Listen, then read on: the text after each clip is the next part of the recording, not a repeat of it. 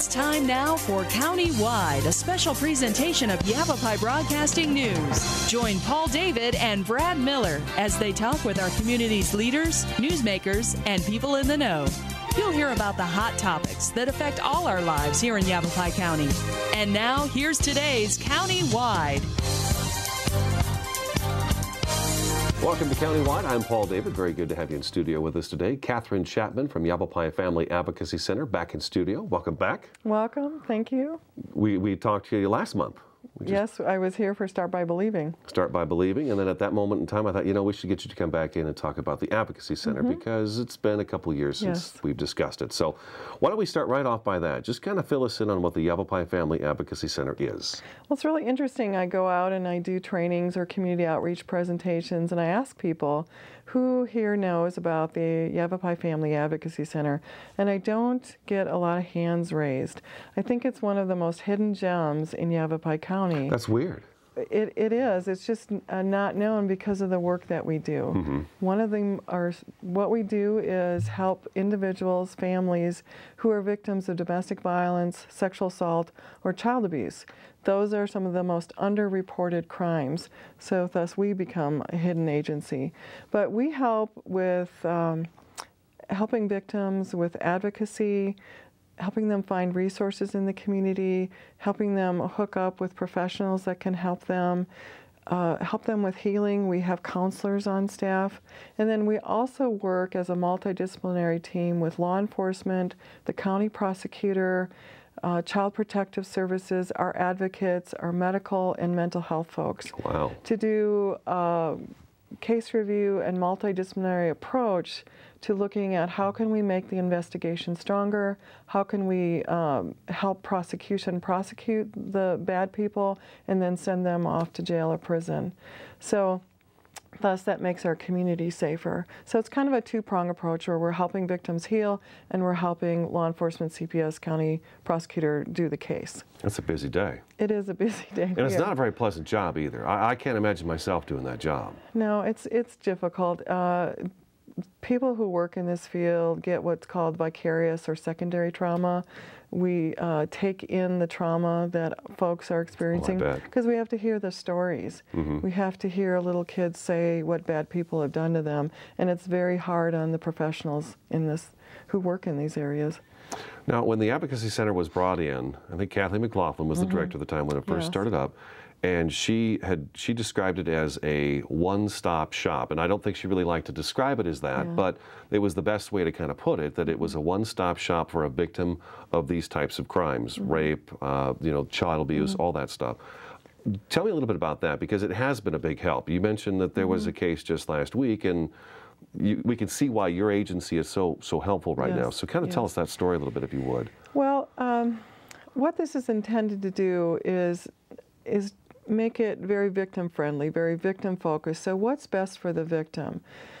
What's best for a child victim is not to interview them multiple times. And what happened is that someone interviewed them, and then the school personnel interviewed this child, and then by the time they got to the Advocacy Center, the child was pretty much done being interviewed and didn't want to talk. And that's when we need to have the child talk and tell their story, because that becomes part of their narrative evidence of the case. Do you record the conversations when they're in there? Okay, yeah, all right. we do. And so that keeps the child from having sometimes to go into court, which is very traumatic for them. Oh, wow. And every time a child tells their story, they are reliving the event, getting re-traumatized. So think about you know, the multiple times that they become interviewed, the multiple times they become re-traumatized. So the Advocacy Center is a one interview place. We go out, or I go out and do mandatory reporter training. So teachers, daycares, elementary schools, even high schools, what do you do if someone discloses to you that they've been hurt? Who do you call? Where do you go? What do you say to them? So we train them that they ask 4 questions, and then get law enforcement and CPS involved, and they'll bring them to the Advocacy Center so that we can do that forensic interview. Can you tell us what the 4 questions are? Who did this to you? When did this happen? Where did this happen? I'm going to forget the fourth one. It's a why question. Okay. Who, when, where.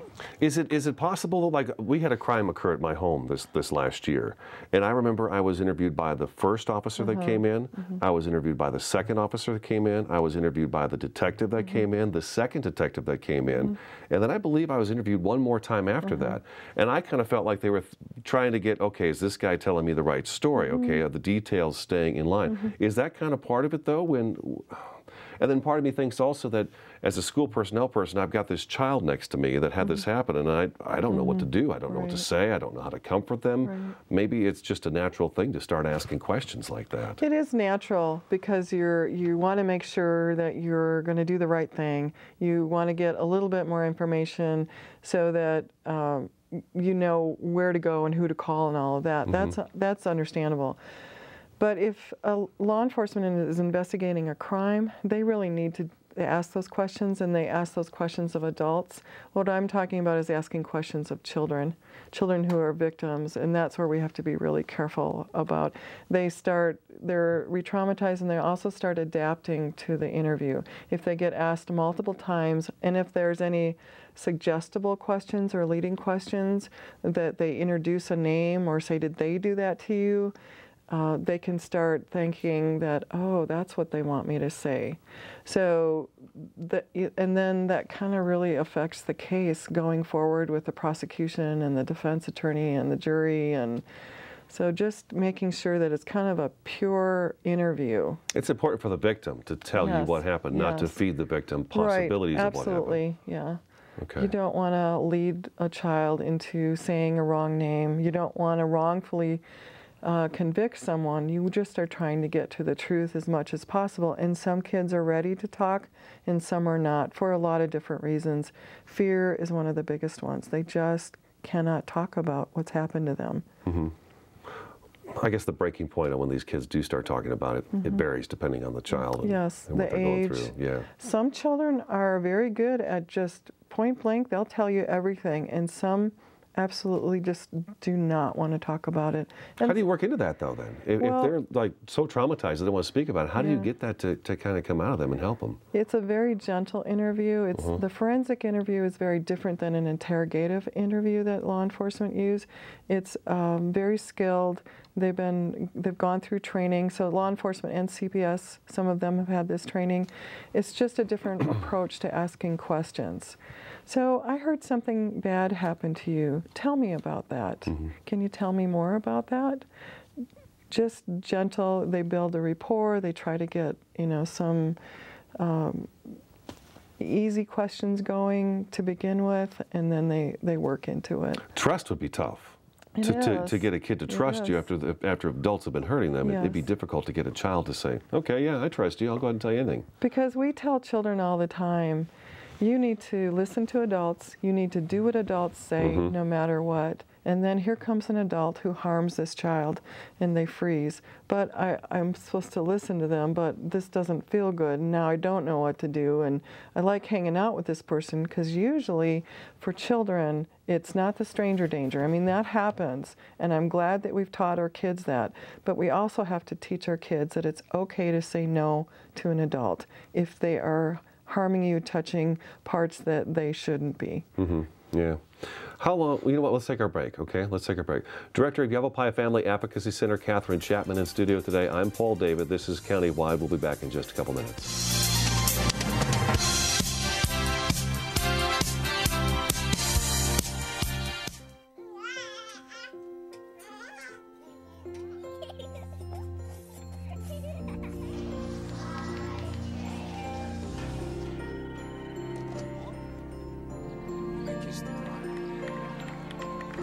A full life, measured in seats, starts with the right ones early on.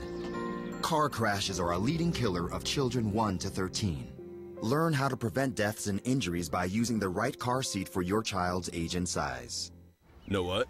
What? Since I got adopted, I've learned a lot about these humans. I know. I mean, check out these two. It's Flirt City over here. Yeah, I noticed that. It looks like my human is definitely into your human. Oh, look! I think she's getting his number. Nice. Your human's got some sweet moves. Takes after his dog. Oh, look, they're doing that thing where they put their arms around each other. She kicked up a leg. It's like in the movies. That's awesome. Looks like we're going to be hanging out a little bit more. One of the areas still maturing in an adolescent brain is the prefrontal cortex. So when we take drugs, we alter key motivational circuits, changing the wiring needed for the cognitive function of the brain, until we can't totally deal with things like memory, thinking things out, and even learning stuff. The signs are there. So is our help. Visit the partnership at drugfree.org for practical advice on coping with teen drug use.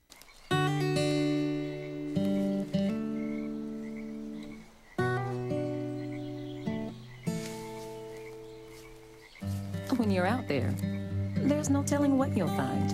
I see it! I see it! Oh, look at you. There are some moments only the forest can inspire.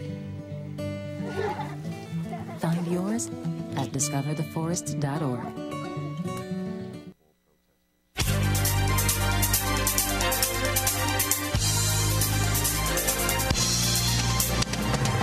Welcome back to Countywide. Catherine Chapman from the Yavapai Family Advocacy Center in studio today. I'm Paul David. Thanks for joining us. Number 775-0669? Yes. Okay, and then yfac.org. Yes. Yavapai Family Advocacy Center.org, yfac.org for more information.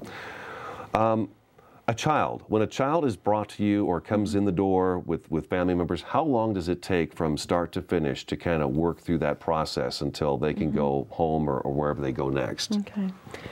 It varies depending on what the child comes with. If it's, they're going to just do what's called a forensic interview, where they're just going to talk to them, get a narrative, find out what they can, that takes maybe an hour or so. Maybe an hour and a half, depending, because there's conversations with parents, and because it's not only just the child who comes, it's the parents who are devastated that this has happened to their child. So I forget about that. Okay. So it's not only that we're helping the child, but we're helping the parents as well. So if it's just a forensic interview, hour and a half.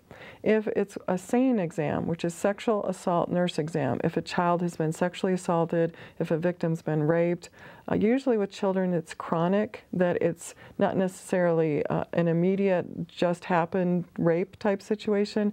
It's been happening over months or years, and finally they were able to talk about it. So the SANE exam, we have a family nurse practitioner who's amazing with kids. It can take anywhere from 4 to 6 hours. One of the reasons is there's a lot of evidence to be got, a lot of swabs to be taken, clippings, and then they all get put into a dryer if it's wet, because DNA evidence will decompose if it's boxed up or bagged up wet. Okay. So that all has to dry. It takes about an hour for swabs to dry, and then it gets labeled and put and sealed in a bag and then given to law enforcement. I'll say this is all part of the criminal investigation they're going to need. Yeah, okay. We don't keep any evidence. We give that to law enforcement, and then they, as a chain of custody, that's just the way that the legal system works.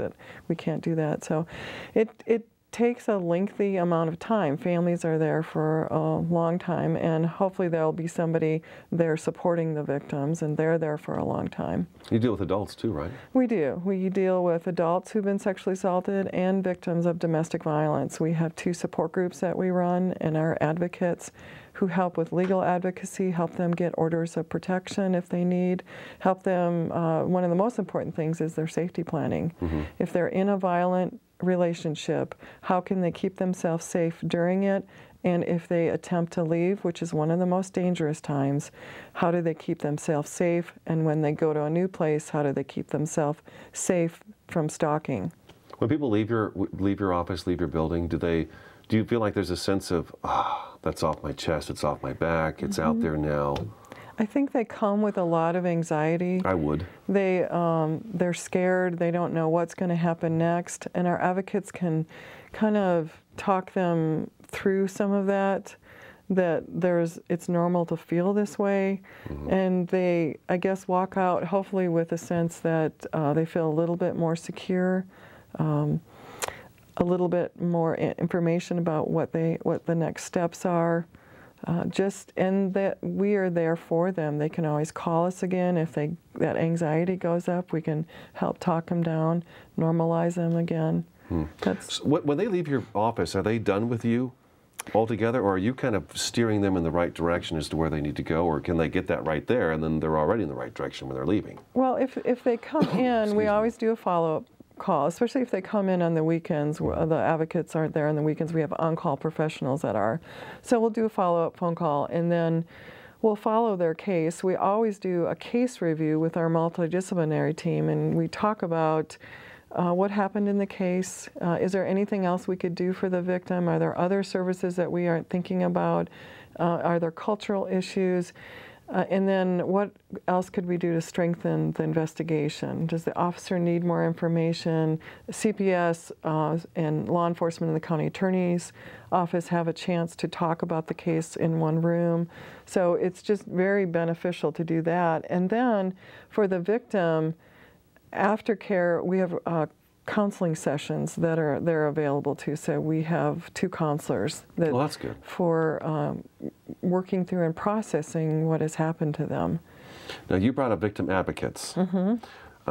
First, tell us what that is.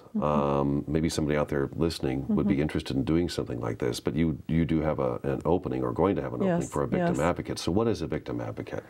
They're a person who takes a victim in as they come, and they do the case management, they follow the case, but they also talk to the victim whenever they need to. What do they need? What resources in the community? Do you need help going to court? Because as an advocate, I'll go to court with you, I'll accompany you. It's scary there. You'll at least have somebody with you. We'll find if you need food or clothing, we'll find that for you in the community, we'll help you. And then just in general information about what domestic violence is. A lot of people don't even understand that they're in violent relationships because it's normal for them. They grew up this way. This is the way that it's meant to be. Until they start getting information and knowledge, then they become stronger. We're trying to help build them up, because in domestic violence relationships, their self-esteem can just bottom out because they're told they're worthless all the time. So if we wanted to be a victim advocate for the Yavapai Family Advocacy Center, is that Monday through Friday? I mean, is that what they're working? Monday through Friday. You're fully staffed right there too, right? Yes. What's your staff like there? We have myself, an office administrator, and 2 victim advocates. Okay. And then we contract with 2 counselors. So we have a lot of outside help with law enforcement, CPS, you know, other agencies would collaborate. It's an amazing best practices model. You'll see it across the country that advocacy centers are really, really doing good work. So when a victim comes in, I would imagine a detective then from whatever law enforcement agency that the crime occurred in, that detective automatically comes in. Do they have specific detectives and investigators from each agency? They have some that specialize, even though some of the smaller agencies, the detectives are required to do all cases, but some that will just kind of focus on sexual assault. Or Prescott Valley Police Department has an amazing family violence unit, so you have a couple officers who are just dedicated to that type of crime. They are the ones that bring the victims to us, and CPS. So we don't actually have you know, a way for victims to come in unless they call us. If they're a domestic violence victim, we would like them to report, although they don't have to. Okay, so it's advisable to call the law enforcement first, and then I guess the law enforcement is right there with them as they come in. Right. Now, with the county attorney's office as well, I imagine, when the victim comes in, do you get on the phone and call the county attorney's office, say we have a victim, and then they send someone over? How does that work? No, they don't come over, but we do, or we are required to call, law enforcement's required to call them if it's going to be a sexual assault exam. Okay. Because that's where we get the funding for that, and so it's part of the criminal investigation, and county attorney has to okay that. Gotcha, gotcha. We'll take another break. Catherine Chapman in studio today with the Yavapai Family Advocacy Center. I'm Paul David. We'll be back in just a couple minutes.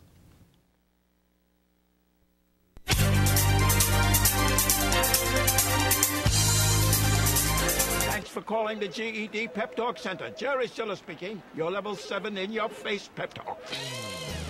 I can keep pushing. Believe me, I'm good at it. But at some point, you're gonna need to start pushing yourself. See, once you've got your GED diploma, you'll feel so good about yourself. You tell them. You can't change your past, but you can definitely change the future. That makes me so happy, I'm ready to bust out a dance. Mr. Trejo, can I transfer this guy to you? My gentle technique isn't really working. You need something a little more persuasive. Yes. You listen, and you listen good. Hey, where's my sandwich? Terry? Terry! Take it from me, the King DMC. It's a real cool thing to get your GED. Get that diploma!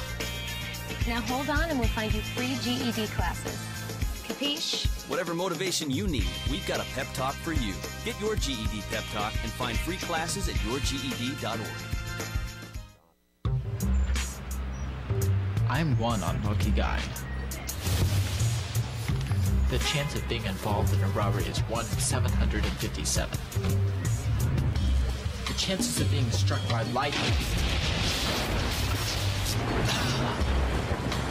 1 in 750,000. Please fasten your seatbelts for unexpected turbulence.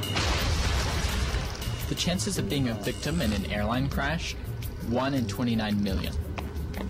Hey, could I get some peanuts? The chances of being involved in a car crash are far greater than lightning strikes and plane crashes. And if you are texting while driving, your risk of crash increases 23 times. Now, I may be an unlucky guy, but I don't have to be part of that statistic, and neither do you. Drive responsibly.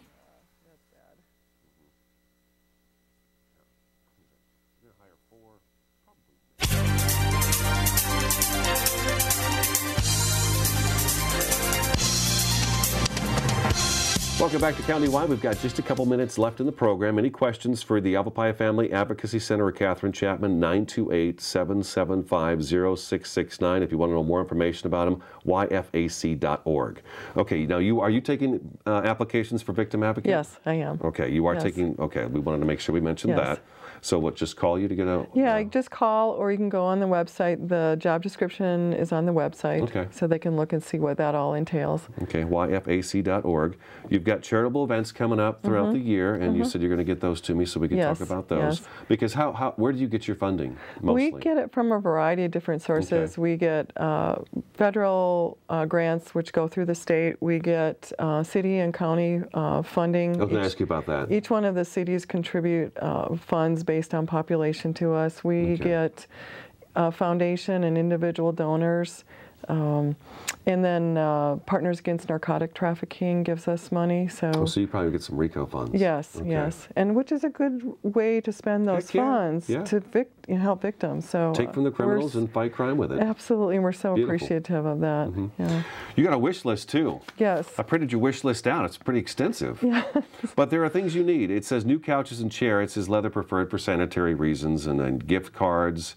For office supply store, Costco, grocery stores. So I imagine you probably, some of these families are heading out the door. Maybe you can help them out if they need a few things. Or while they're there, we offer food and drinks and comfort items for them. So we try to help them feel as comfortable as possible. So if we don't get donations, then we have to go purchase these items. Yeah, so I mean, you mentioned it could be 6 hours that some folks are there at your office. So, but copy paper, cleaning products, baby wipes, toilet paper, Kleenex, you think? Yes. Probably. Absolutely. There's a lot of tiers there. Art supplies and stuff for the kids to keep them busy, maybe some toys, laundry detergent. Art supplies are also very therapeutic for children and for adults, processing that. Sure.